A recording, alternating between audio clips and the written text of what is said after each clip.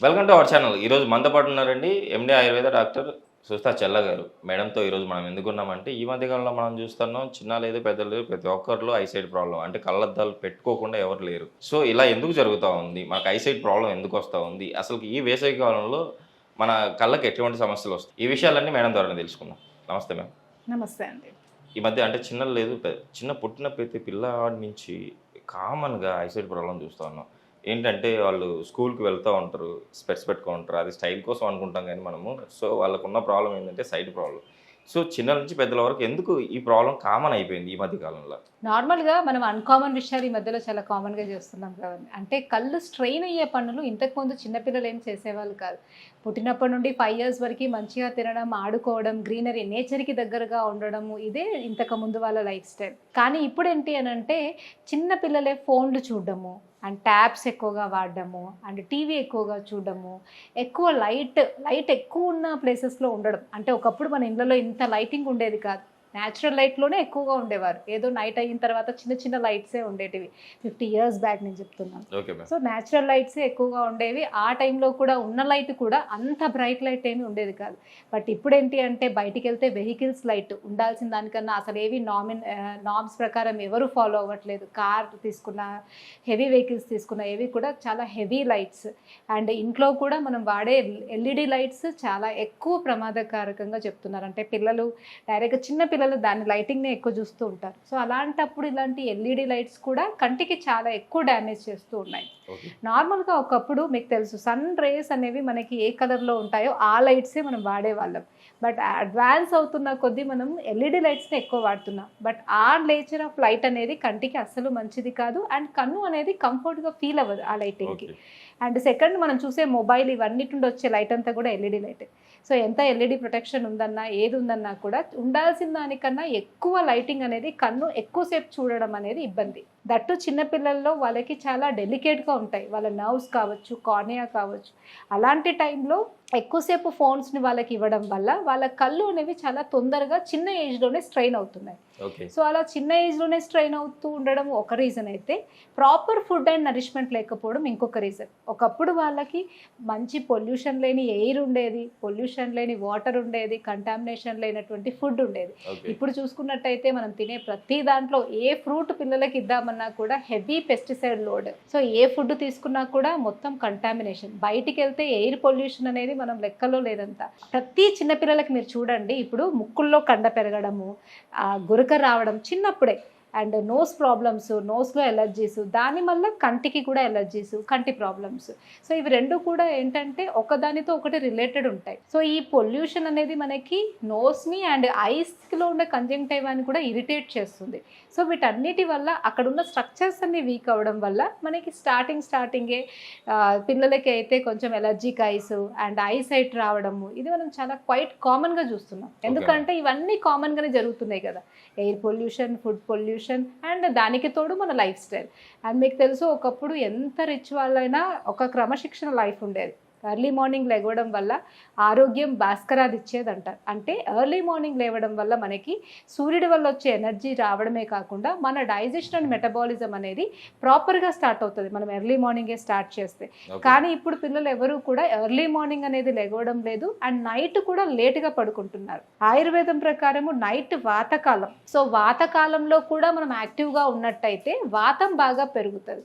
ఎప్పుడైతే వాతం పెరుగుతుందో ఈ సెన్సరీ ఆర్గాన్స్కి సంబంధించిన నరాలు అనేవి వీక్ అవడం స్టార్ట్ అవుతాయి. అందుకే పిల్లల్లో కంటికి సంబంధించి, చెవులకి సంబంధించి మీరు కన్నుని మాత్రమే మనం ఇప్పుడు ఫోకస్ చేస్తున్నాం. కానీ అన్ని సెన్సరీ ఆర్గాన్స్ వాటి యొక్క ఫంక్షన్ అనేవి డిప్రైవ్ అవుతున్నాయి.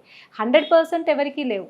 సో, ఉన్న దాంట్లో కొంతమందికి ఎక్కువ ప్రాబ్లం, కొంతమందికి తక్కువ ప్రాబ్లం. కానీ ప్రతి ఒక్కరికి ఈ ప్రాబ్లమ్స్ అనేవి మన లైఫ్ స్టైల్ వల్ల, మన వీటన్నిటి వల్ల మనం రెగ్యులర్గా పిల్లల్లో చాలా కామన్గా, అంటే 100లో ఎవరో ఒకరికి ఉండేది ఇప్పుడు 10 మందిలో 8-9 మందికి మనం ఈ ప్రాబ్లమ్స్ చూస్తున్నాం. కొంతమందికి తక్కువ అయితే కొంతమందికి ఎక్కువ. జస్ట్ రేషియో డిఫరెన్స్, కానీ ప్రతి ఒక్కరు ఈ ప్రాబ్లంకి ఫేస్ అవుతున్నారు.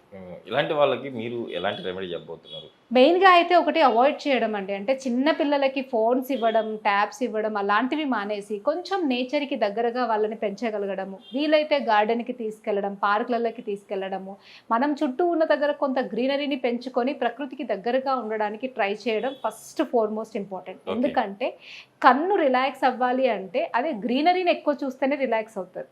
కంటికి ఆహ్లాదకరం ఏంటి అంటే పచ్చటి ప్రకృతిని చూడడమే, అప్పుడే కన్ను రిలాక్స్ అవుతుంది. కాబట్టి అలాంటి ఎన్విరాన్మెంట్ని కొంత మనం ఇంటి దగ్గరైనా టెర్రస్ గార్డెనో లేకపోతే నార్మల్గా మనం చెట్లను ఎక్కువగా పెంచుకోవడం అది ఒకటి చేయాలి. అండ్ సెకండ్ వచ్చేసి ఆకాశంలో నక్షత్రాలు, చందమామని చూడడం. సో శరత్ పౌర్ణిమ అనేది శరత్కాలంలో వచ్చేటువంటి చంద్రుడు ఒక రకమైనటువంటి రేస్ని మనకి ట్రాన్స్ఫర్ చేస్తూ ఉంటాడు. సో ఆ రేస్ అనేవి మన కంటికి కావచ్చు, మన నరాలకి కావచ్చు, చాలా మంచి ఎనర్జీని ఇస్తాయి. అందుకనే ఆయుర్వేదంలో చారుచర్య అనే బుక్లో చెప్తారు, ఎవ్రీ పౌర్ణమి రోజు నైట్ టైం నిండు చంద్రుడిని మనం ఒక 5 to 10 minutes చూసినట్టయితే ఆ చంద్రుడి నుండి వచ్చే కాంతి అనేది మన కంటిని చాలా పుష్టి చేస్తుంది. అంటే ఇప్పుడు మనం ఒక ట్యాబ్లెట్ వేసుకుంటే ఎలా అయితే నరిష్మెంట్ వస్తుందో ఆ రేస్ కూడా మనకి నరిష్మెంట్. కొన్ని సినిమాలలో మనకి చూపిస్తారు, కోయి మిల్ గయా మూవీలో రేస్ వస్తుంది, జస్ట్ ఏంటంటే సన్ రేస్ వస్తే తనకి ఎనర్జీ వస్తుంది. అలా దట్ ఈస్ ట్రూ. అంటే మనకి నిజంగానే మనకి బయట ఉన్న కాస్మెటిక్ ఎనర్జీస్ నుండి చాలా ఎనర్జీస్ మనకు వస్తాయి. సో అలాంటి దాంట్లో సూర్యుడు, చంద్రుడి నుండి మనకి చాలా రకాల ఎనర్జీస్ వస్తాయి. అందుకనే కంటికి సంబంధించి మనకి మంచి ఎనర్జీ పెరగాలి అంటే ఇలా పౌర్ణమి రోజు చంద్రుడిని చూస్తూ రెగ్యులర్గా మనం అలవాటు చేసుకొని అప్పుడప్పుడు నక్షత్రాలను కూడా చూస్తూ ఆకాశాన్ని దూరంగా ఉండేటువంటి ఆబ్జెక్ట్స్ని చూస్తూ ఉన్నట్టయితే మన చూపు అనేది బాగా పెరుగుతుంది. అయితే సాఫ్ట్వేర్ వాళ్ళు అడగొచ్చు, మేము ఎక్కడో ఆఫీస్లో రూమ్లో కూర్చుంటాం కదా, ఇవన్నీ మాకు అవ్వవు అంటే అట్లీస్ట్ 20-20-20 రూల్ ఫాలో అవ్వమని చెప్తాం. అంటే ఎవ్రీ 20 minutesకి ఒక 20 seconds 20 feetలో ఉన్న ఆబ్జెక్ట్ని చూడాలి. ఓకే. ఎప్పుడు ఇలా దగ్గరికి చూడకుండా అలా కొంచెం సేపు దూరం చూడడం, చూసి రిలాక్స్ అయ్యి మళ్ళీ వర్క్ చేసుకోవడం. అలా చేస్తే అట్లీస్ట్ కళ్ళు కొంత రిలాక్స్ అవ్వడం వల్ల మనకి సైట్ అనేది తొందరగా రావడము, డ్రైస్ అవ్వడము, కళ్ళు డ్రై అవ్వడము ఇవి చాలా వరకు తగ్గుతాయి. Good madam. ఈ వేసవి కాలంలో చాలామంది కళ్ళమ్మటి నీళ్ళు కడుతూ ఉంటాయి, వెయిట్ చేయడం వలన లేకపోతే అది కామనా?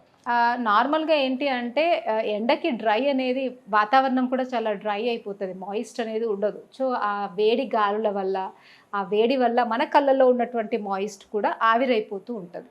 సో దానివల్ల ఒకటి, అండ్ మనం తినే ఫుడ్ కూడా ఎండాకాలంలో దొరికే ఫుడ్ అంతా కూడా కొంచెం డ్రై నేచరే ఉంటుంది అనమాట. ఎందుకంటే బయట ఉన్న నేచర్ అనేది అన్నిటి మీద ప్రభావం చూపిస్తుంది. లైక్ మనం తీసుకునే ఫుడ్ మీద కావచ్చు, ఎన్విరాన్మెంట్ మీద కావచ్చు, మన మీద కావచ్చు. కాబట్టి మనం తీసుకునే సబ్స్టాన్సెస్ కూడా ఎండాకాలం అనేవి అన్నీ డ్రైగా ఉంటాయి. సో ఫుడ్ డ్రైగా ఉంటుంది, వెదర్ డ్రైగా ఉంటుంది. కాబట్టి డ్రైనెస్ అనేది ఈజీగా వచ్చే ఛాన్స్ ఉంటుంది. అందుకే ఎండాకాలం వీలైనంత వరకు ఎక్కువ లిక్విడ్స్ తీసుకోమని చెప్తాం.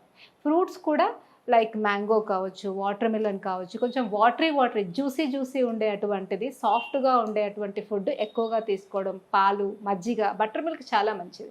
సో బటర్ మిల్క్ అనేది ఎండాకాలంలో మనం ఎక్కువగా తీసుకుంటూ ఉన్నట్టయితే ఆ సమ్మర్లో మనకు ఉండేటువంటి ఆ డ్రైనెస్ అనేది చాలా వరకు కంట్రోల్ అవుతుంది. సో ఎప్పుడు కూడా సేమ్ ఫుడ్ తీసుకోకుండా ఫుడ్లో కూడా సీజన్ వైజ్గా మనం చేంజ్ చేయమని చెప్తాం. ఆయుర్వేదం ప్రకారము ఋతుచర్య అంటారు. అంటే ఒక్కొక్క సీజన్లో ఒక్కొక్క టైప్ ఆఫ్ స్పెసిఫిక్ ఫుడ్ మనం చేంజ్ చేయాలి. సో మనం కూరనే, బీరకాయనే తింటాం. సో సమ్మర్లో తిన్నప్పుడు దాంట్లో ఎక్కువ వాటరీ కంటెంట్ యాడ్ చేసి కొంచెం చలవ చేసేవి, ధనియాలు అలాంటివి ఎక్కువగా, కొత్తిమీర అట్లాంటివి ఎక్కువగా యాడ్ చేసుకొని, అండ్ ఫుడ్లో కూడా మజ్జిగ, బటర్ మిల్క్తో చేసే అటువంటి చారు కావచ్చు, లేదా బటర్ మిల్క్ని యాజ్ ఇట్ ఈస్గా ఎక్కువగా తీసుకోవడం.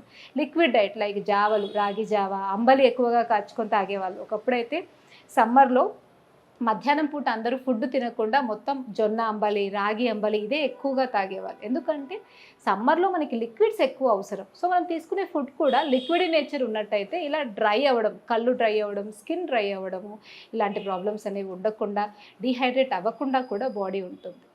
Okay ma'am. ఈరోజు అయితే మన ప్రజల కోసం కంటి సమస్యలకి చాలా చక్కగా పరిష్కారాలు కూడా ఇచ్చారు. అంటే ఈ టైంలో వేసవికాలంలో డ్రై ఎందుకు అవుతాయి అని చెప్పేసి చాలా చక్కగా వివరణ ఇచ్చారు.